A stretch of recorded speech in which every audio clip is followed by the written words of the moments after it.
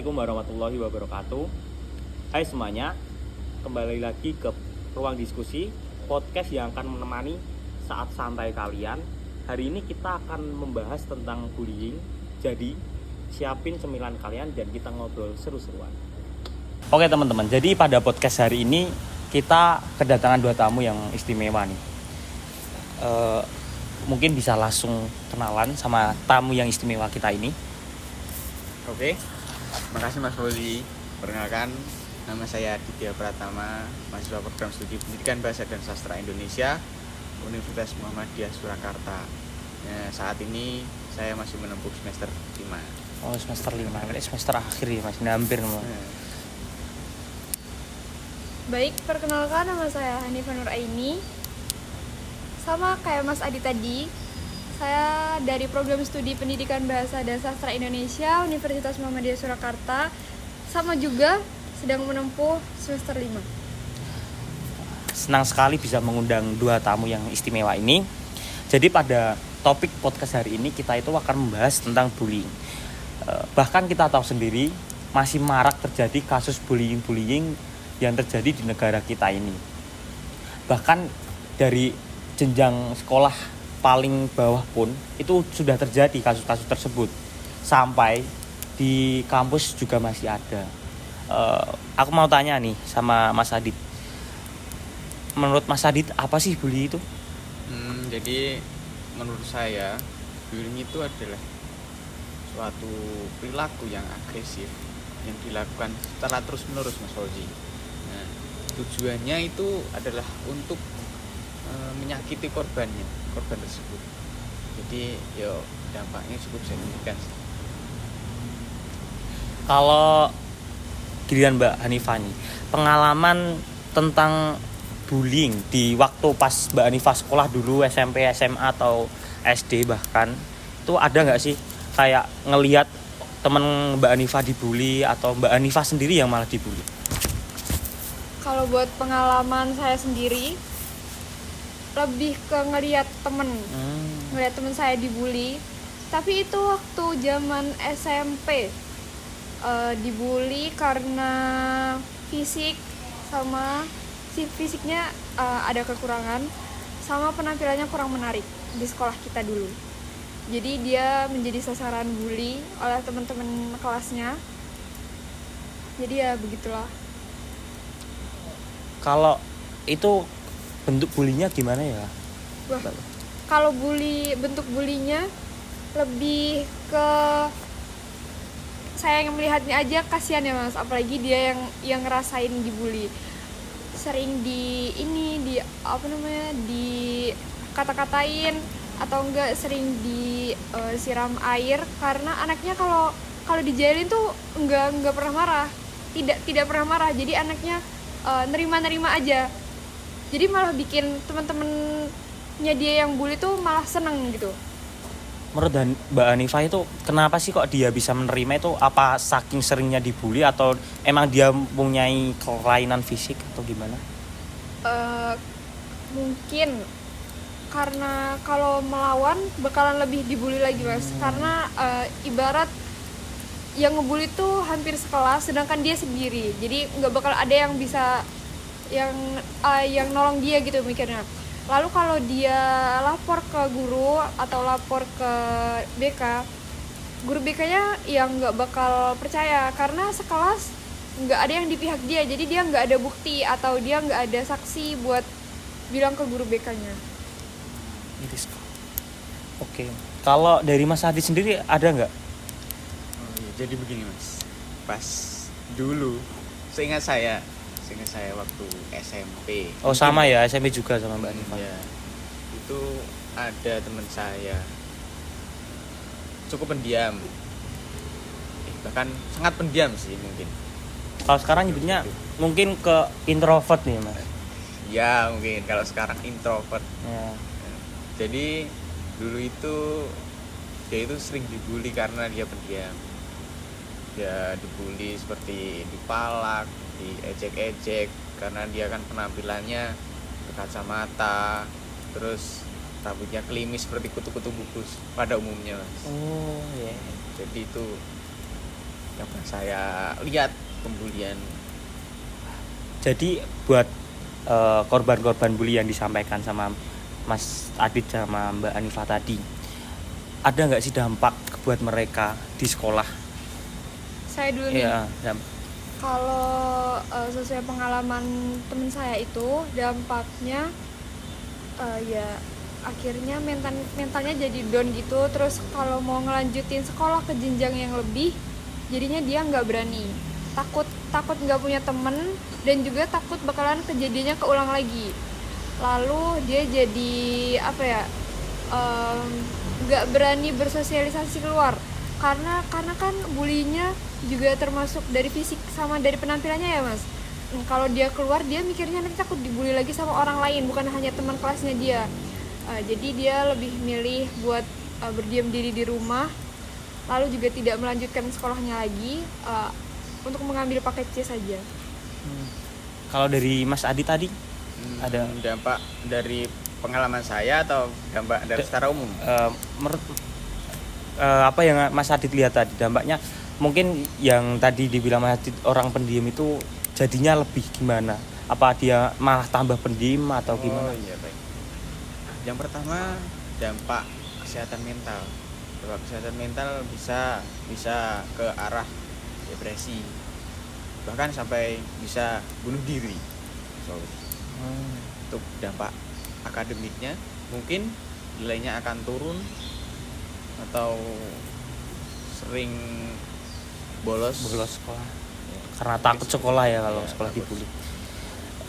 Oke. Selanjutnya ada nggak sih tips buat kalian itu, kan kalian belum pernah jadi korban bully. Menurut kalian jika seandainya kalian jadi korban bully, gimana sih cara ngatasin sama keluar dari situasi tersebut? Saya dulu nih. Caranya kalau di lingkungan sekolah ya Mas, kalau di lingkungan sekolah kita cari lingkungan yang baik lah, cari teman-teman yang baik, cari teman-teman yang mensupport kita dalam hal apapun. Nah, kalau kita udah terkena bullying, yang pertama dilakukan adalah melapor ke guru apapun, wali kelas atau guru BK, dengan bukti-bukti yang valid.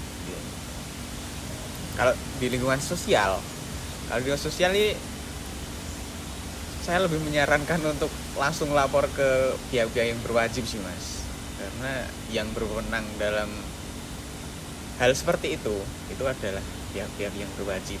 Berarti bullying itu juga termasuk tindakan kriminal berarti ya Mas, kalau Ya, sampai kriminal kalau masuk ke tindakan fisik. Oh iya. Kalau dari Mbak Anifah mungkin? Kalau dari saya lebih ke, jika kita udah dibully sama seseorang, jangan sampai kita buat berdiam diri. Jangan sampai kita nerima aja kalau dibully. Lebih baik kita pertama membela diri. Lalu kalau bisa kita laporkan sama yang dibilang Mas Adit. Itu jika di lingkungan sekolah kita laporkan, atau enggak sebelum kita ngelaporin cari buktinya dulu, atau kalau lagi ada saksi atau lagi ada seseorang di situ, kita bisa jadikan dia saksinya. Ya, gitu. Nah, jadi gini Mas, saya simpulkan aja biar gak. Jadi kalau seumpama kita bisa melawan pembuli tersebut, kita lawan. Kalau kita tidak bisa melawan, kita lapor saja ke pihak-pihak yang berwenang. Tapi Mas, jika kita melapor tapi kita nggak ada bukti kan? Ya, kan harus ada dasar bukti, kan saya sudah bilang tadi.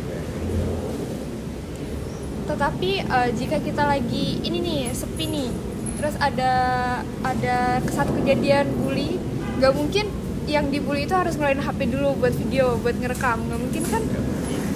Jadi kan bully itu ada banyak sih Mbak. Ada bully yang dalam hal fisik, ada bully dalam hal verbal, ada juga cyberbullying atau bullying lewat media sosial. Nah, kalau pembulian fisik itu kita bisa bisa lihat dengan cara, wah kalau kita dipukul kan merah, nah itu bisa dengan cara visum, itu bisa. Nah kalau bulian verbal kan ya dikata-katain, dimaki-maki dan lain-lain, itu kan tidak hanya sekali, pasti ada banyak orang yang lihat, bukan hanya sekali 2 kali gitu.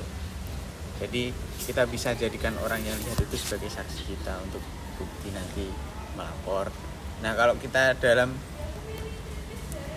kekerasan cyberbullying, bully dalam cyberbullying, nah itu kan bisa di screenshot, kan bisa lewat sosial media, contoh dalam komentar atau dalam chat WA yang ada unsur-unsur membuli, itu kan bisa di screenshot lalu dilaporkan ke pihak yang berwenang, itu enggak. Oke, jadi bully itu nggak cuman di lingkungan kita ya, jadi di media sosial pun juga bisa ya ada Bisa, bully. sangat bisa sekali mas. Berarti, oke. Menurut kalian nih, apa sih yang mendorong seseorang tuh melakukan bully? Padahal udah banyak sekali poster-poster stop bully, anti bully, terus bahkan di agama pun sudah diajarkan seperti itu. Apa menurut kalian apa yang mendorong seseorang melakukan itu? Saya dulu. Boleh. Siapa? Nah, menurut saya yang pertama itu lingkungan, faktor lingkungan tidak lepas dari pembulian itu ya. Yang kedua adalah faktor keluarga, biasanya kalau lalai dari pengasuhan orang tuanya gitu, jadi melampiaskannya kepada teman-temannya gitu. Jadi kurangnya kasih sayang orang tua itu bisa memicu tindakan kasus bullying. Yang kedua adalah sekolah itu kan tempat kita mencari teman. Nah kalau teman kita salah, maka kita otomatis akan mengikuti alurnya, mengikuti aliran. Berarti terbawa pergaulan ya, Mas? terbawa pergaulan. Ya termasuk lingkungan tadi loh mas. Seperti itu kalau menurut saya. Kalau Mbak Anifah? Kalau saya izin menambahkan dari Mas Adit aja. Berarti kurang lebihnya sama ya Mbak? Iya sama. Jadi faktor apa pertanyaan tadi Mas? Hal apa sih yang mendorong buat pembuli itu mau bully? Apa punya pikiran membuli seseorang itu? Iya. Iri bisa jadi. Iri Kepada lebih orang yang dibully. Oh, iri juga. Jadi karena kita contoh ada salah satu murid A berteman sama murid B, tetapi murid B ini lebih sering disukain sama yang lainnya, teman-teman yang lainnya, maupun cewek maupun cowok pada suka sama yang B. Tetapi yang A ini iri kepada yang B karena si B lebih disukain sama semuanya. Jadi si A ini milih buat menghasut teman-teman kelasnya buat memusuhin si B. Lalu terjadilah bully dan menghasut dari yang A. Lalu teman-teman sekelasnya bisa mengikuti hasutan dari si A, akhirnya si B jadi korban bullying. Salah satunya itu yang sering terkena korban bullying itu adalah minoritas, Mas. Seperti contoh agama, itu kan ada juga. Bahkan bully itu sudah merembet sampai ke agama pun masih bisa ya Mas? Masih bisa. Pokoknya yang berpenampilan berbeda itu pasti terkena bullying. Contoh kalau seumpama gini aja, Mas Fauzi berpenampilan ke kampus pakai kacamata bulat, terus sisiran klimis, Tapi dan beda sama teman-temannya, itu bisa menjadi korban bullying. Bisa jadi gitu. ngomong-ngomong soal bully tadi kan Mas Adit juga udah nyinggung faktor lingkungan sama keluarga. Ya. Seberapa pengaruh banget sih lingkungan keluarga sama lingkungan masyarakat itu? Sangat berpengaruh, Mas. Sebelum kita masuk ke sekolah itu kan kita bertemu dengan orang tua dulu. Orang tua itu adalah guru utama kita. Nah, guru di sekolah itu adalah guru sekunder. Dari guru primer itu adalah orang tua kita. Jadi semua yang diajarkan orang tua itu sangat penting. Jadi pentingnya orang tua ini adalah mengajarkan hal-hal yang baik kepada anaknya. Nah, kalau faktor lingkungan ini juga penting. Bagaimana orang tua memilih lingkungan yang baik untuk anaknya supaya anaknya itu terdidik menjadi anak yang baik di dalam sekolah atau dalam masyarakat. Kalau dari Mbak Anifah mungkin ada nggak nih seberapa pengaruh sih faktor lingkungan sama faktor rumah itu buat si pembuli itu? Kalau menurut saya sangat penting ya, karena kalau buat faktor keluarga tuh rumah udah kayak rumah. Walaupun kita di luar nggak punya siapa-siapa, tapi kita masih punya keluarga buat balik, atau kita punya keluarga buat cerita. Jadi kayak jika dia korban bully tapi keluarganya nggak ngebela atau keluarganya juga nggak percaya, juga kasihan kan Mas. Akhirnya dia lebih milih nge-cap sendiri, jadinya ya Penting mentalnya banget. kena. Karena tadi kan kita berdua udah nyeritain nih pengalaman kita bullying, tentang ngelihat orang dibully atau kita sendiri yang bully. Kalau dari Mas Fauzi gimana? Gimana Mas? Apakah pernah juga melihat dibully? orang dibully atau pernah dibully atau jadi korban pembuli? Kalau ke korban bully kayak pernah juga waktu SMP dulu. Jadi pas waktu SMP dulu itu di SMP ku ya terutama itu bahkan ada namanya circle gitu. Kalau sekarang namanya dulu circle kan udah namanya geng. geng. Oh, geng. Nah, Kalau sekarang itu kan circle. itu kan waktu aku kelas 7 ya, itu masih awal sekolah. Itu ada geng kelas 9. Ceritanya seperti itu. Jadi geng 9 itu muterin kelas 7 sama kelas 8. Itu buat malak-malakin adik-adik Siswa kelasnya. yang lain, Iya, ya. bener. Jadi aku pun juga pernah dipalak, tapi aku nggak mau. Oh, Tapi banyak sekali teman-temanku yang mau karena mereka itu takut. Soalnya mereka kan dipalak sama kakak tingkat. Iya. Jadi mereka takutnya kalau dia ke sekolah terus kan ketemu sama kakak tingkat. Nah, kalau aku sendiri sih nggak mau ya. Soalnya iya. uang saku kan juga sedikit, jadi nggak mungkin lah aku. Terus uangnya pun waktu SMP dulu digunainnya juga buat kegiatan yang negatif juga sama teman-teman yang angkatan itu. Uang sakunya Mas Fauzi pas SMP berapa Mas? Dulu berapa? 10.000 gitu. Oh, berarti sama. 10.000 ya. Cara nolaknya gimana Mas? Kalau saya nolaknya itu kan karena kita masih kelas 7 ya. Kalau mungkin Mas Adit sama Mbak Anifa kan dulu juga pernah ngerasain jadi kelas 7 sama kelas 9 kan agak-agak ngeri gitu ya. Jadi cara nolaknya tuh lebih ke alasan aja sih. Jadi nggak ngelawan. Kalau kita ngelawan takutnya malah kita dilawan. Iya. Kita kan lebih lemah Iya. posisi di situ. Lebih besar badannya dia ya. Iya, lebih Kita lebih kecil. kalau aku lebih ke alasan kayak dulu kan malahnya pakai bahasa Jawa ya. Misal nggak wes Mas aku mau sanggup 5.000. Jadi gitu. Jadi cuman punya duit 5.000 padahal di saku ada 10.000 tapi terus Tapi merekanya terima gitu? Nggak meriksa atau enggak, kalau marahin? di pengalamanku itu enggak sampai meriksa, enggak sampai fisik sih, lebih ke malaknya itu sih, malak Cuma minta-minta ya. minta-minta. Uang gitu. Heeh. Terus aku juga lihat bahkan di lingkungan kampus pun masih ada kasus-kasus bully tersebut. Kayak Berarti masih banyak ya. masih pemalakan banyak itu. sekali.